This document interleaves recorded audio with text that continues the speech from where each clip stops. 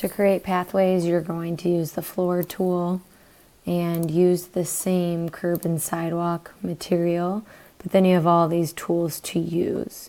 So if I wanted to do just like a straight line from my sidewalk to my, or actually maybe like a nice angle from my stairs to my sidewalk, something like that. I do need to complete it. It has to be one complete shape. Okay, so now I have my little pathway to my stairs, and then in order to make my walkway around my house, I'm going to hide my roof, and I'm going to do a curvy pathway. So I am going to actually say my house has moved in a little bit.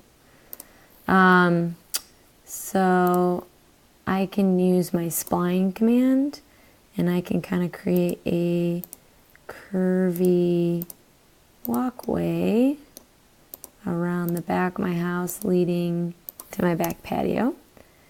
Once I'm done with that, I can then use the offset tool. I could bring that in.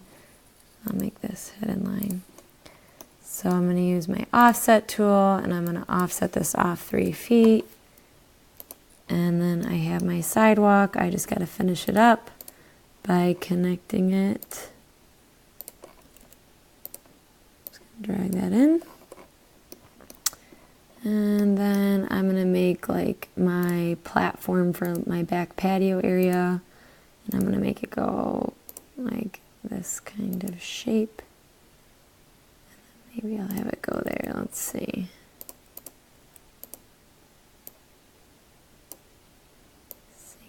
Kind of back this up a little bit and have it connect. I might have to drag that to it. There we go. And then that's my walkway. So you can use any of those tools using your floor to create your walkways leading around to the back, to the garage, to your patio, to your front door, all that good stuff.